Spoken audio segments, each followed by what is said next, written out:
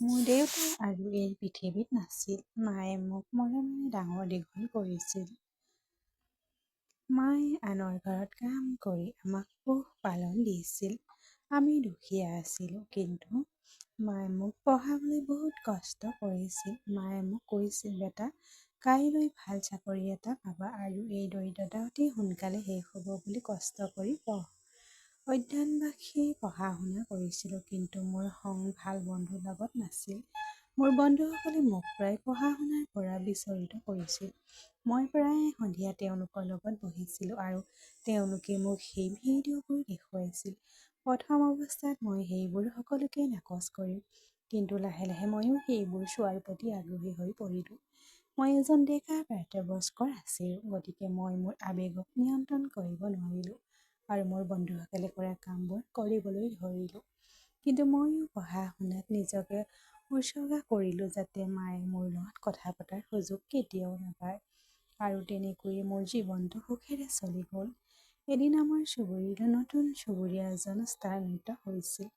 প্ৰথম অৱস্থাত আমি তাইৰ লগত বিশেষ যোগাযোগ কৰা নাছিলোঁ, কিন্তু মই যেতিয়া ছাদলৈ উঠিছিলোঁ, তাই মোক অদ্ভুত চাৱনি দিছিল। তাই মোৰ মাতকৈ সৰু আছিল। এদিন সন্ধিয়া বন্ধুৰ লগত বহি আছিলোঁ। তেওঁলোকে উল্লেখ কৰিলে যে এগৰাকী অতি ধুনীয়া মহিলা চুবুৰীটোলৈ স্থানান্তৰিত হৈছে। শুনিছিল তাই বিধৱা আৰু সন্তান নাই। বন্ধুসকলৰ পৰা এই কথা শুনি মায়ে মোক ক'লে যে আজি তাইৰ লগত কথা পাতিলোঁ আৰু তাই বৰ ধুনীয়া মহিলা। মই মাক সুধিলোঁ, আপুনি শেষবাৰৰ বাবে কেতিয়া কথা পাতিছিলে আৰু তাইৰ লগত? মায়ে আমাৰ ঘৰলৈ অহা বুলি ক'লে। মায়ে ক'লে যে তাইৰ ঘৰত পানী যোগান নাই, যাৰ বাবে তাই আমাৰ ঘৰৰ পৰা দুবাল্টি পানী লৈ যাব লগা হ'ল।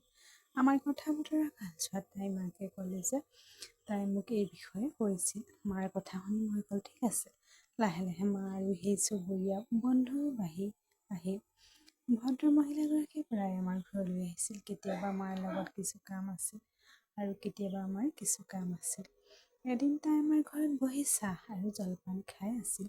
ঠিক তেতিয়াই বাহিৰৰ পৰা ঘৰত সোমোৱাৰ লগে লগে মায়ে মোক সেই একেজনী মহিলাৰ সৈতে সম্ভাষণ জনাবলৈ ধৰিলে। মই তাইক আণ্টি বুলি অভিনন্দন দিবলৈ ধৰিলোঁ।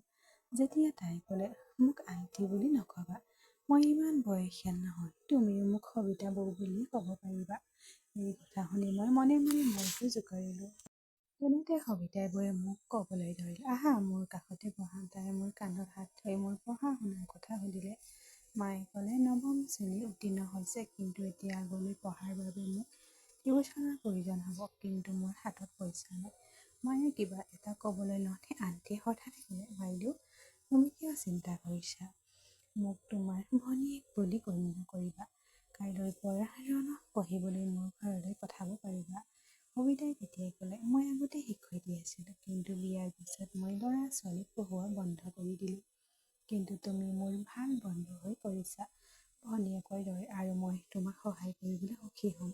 মায়ে তেতিয়া ক'লে, কিন্তু আমাৰ হাতত ইমান টকা নাই। আণ্টিয়ে ক'লে, তাৰ কোনো প্ৰয়োজন নাই, সময় আহিলে মোক সহায় কৰিব পাৰিবা। সবিতা আৰু মাৰ বন্ধুত্ব অসীম বাঢ়ি গৈছিল। মায়ে মোক কালিৰ পৰাই মোক পঢ়িবলৈ ওচৰ চুবুৰীয়া ঘৰলৈ পঠাইছিল। আণ্টিহঁতৰ ঘৰত সোমাওঁতে তাই মোক বৰ মৰমেৰে আদৰি লৈছিল। তাইৰ ঘৰখন ধুনীয়া আছিল। আণ্টিয়ে মোক চোফাখনত বহিবলৈ ক'লে আৰু তাৰ পিছত আহি মোৰ কাষতে বহিল। তাৰ পিছত আণ্টিয়ে মোক এক দিলে। তাই মোক ভালকৈ শিকাইছিল। মোক ঘণ্টাৰ পিছত ঘণ্টা বহিবলৈ বাধ্য কৰাইছিল। আণ্টি অবিশ্বাস্যভাৱে ধুনীয়া আছিল, কিন্তু তাইৰ সৌন্দৰ্যৰ পৰা বিচাৰ কৰিলে কোনেও অনুমান কৰিব নোৱাৰিলেহেঁতেন যে তাই বিধৱা বা তাইৰ বয়স কিমান। মই পাহৰি থাকোঁতে আণ্টিয়ে কেৱল মোৰ ফালে মনোযোগেৰে চাইছিল, কিন্তু মই তাইক কোনো প্ৰশ্ন কৰা নাছিলোঁ। আণ্টিয়ে বাৰে বাৰে মোৰ মূৰত হাতখন ধৰি আছিল আৰু স্কুলৰ পৰা আহি ঘৰলৈ যাওঁতে তাই মোক কৈছিল, যোৱাৰ আগতে জুচ এগিলাচ খাবা, তুমি দুৰ্বল হৈ গৈছা। আণ্টিৰ অগ্ৰগতিবোৰ মই প্ৰতিহত কৰিব নোৱাৰিলোঁ, গতিকে জুচ এগিলাচ খালোঁ। কিন্তু এতিয়া প্ৰতিদিনে এনেকুৱা হ'বলৈ ধৰিলে ময়ো আণ্টিৰ প্ৰতি মোৰ প্ৰেম বাঢ়ি গৈছিল। মই ভাবিছিলোঁ যে আণ্টি আমাৰ জীৱনলৈ আগতে আহিলে কিমান আচৰিত হ'লহেঁতেন। এতিয়া মা আৰু আণ্টিয়ে ভনীয়েকৰ দৰে জীয়াই আছিল। সন্ধিয়া বন্ধু-বান্ধৱীৰ লগত বহি থাকোঁতে তেওঁলোকে মোক কৈছিল, এই মানুহজনীক চাবলৈ তোমাৰ বৰ ভাল সুযোগ আছে। তাই ইমান ধুনীয়া। মই বৰ খং উঠিলোঁ। কম তাই মোক শিকায় আৰু তোমাকে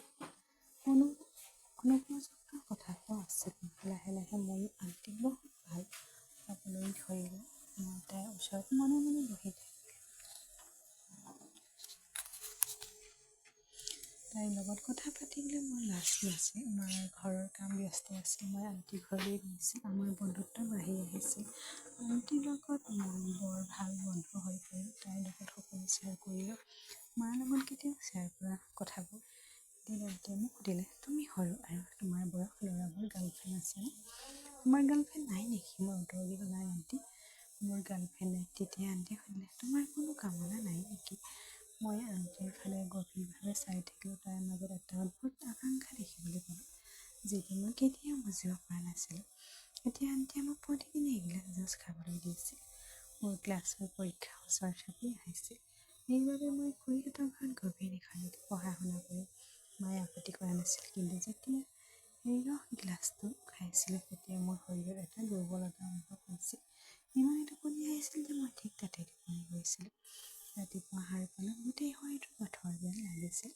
ইমান কষ্ট কৰা যেন লাগিছিল যে মোৰ কাপোৰবোৰলৈ চাওঁতে সিহঁতৰ অৱস্থা বেয়া আছিল। মই ভাবিছিলোঁ হয়তো বেছিকৈ পঢ়া মোৰ ভাগৰি বাঢ়িছে। সেইবাবে মই বিশেষ গুৰুত্ব নিদিলোঁ। আণ্টিয়ে প্ৰতিদিন ৰাতিপুৱা মোৰ বাবে সতেজ ব্ৰেকফাষ্ট এটা প্ৰস্তুত কৰি মোৰ সন্মুখত থৈ দিছিল। মই বৰ ৰুচিৰে খাম। ইয়াৰ পিছত মই ঘৰলৈ গুচি যাম। ঘৰ পাওঁতে মায়ে মোৰ মূৰত হাত থৈ কৈছিল, মোৰ সন্তানে দিনে ৰাতি কঠোৰ পৰিশ্ৰম কৰে। ভগৱানে নিশ্চয় সফলতা পুৰস্কাৰ দিব। দিনৰ পিছত দিন মই সম্পূৰ্ণ নিষ্ঠাৰে পঢ়া-শুনা কৰিছিলোঁ। কিন্তু মই দুৰ্বল হৈ আহিছিলোঁ। মোৰ মুখখন আগৰ তুলনাত বহুত হেতা হৈ পৰিছিল। সন্ধিয়া যেতিয়া মই খুৰীৰ ঘৰত পঢ়িবলৈ বহিছিলোঁ, খুৰীয়ে মোৰ হাতত জুচ এগিলাচ আগবঢ়াই দিছিল। খোৱাৰ পিছত লগে লগে টোপনি আহিছিল। প্ৰতিদিনে এনেকুৱাই হৈছিল। ৰাতিপুৱা সাৰ পালে মোৰ কাপোৰবোৰ তিতি গৈছিল। লাজত মই আণ্টিৰ লগত এই বিষয়ে কথা নাপাতিলোঁ।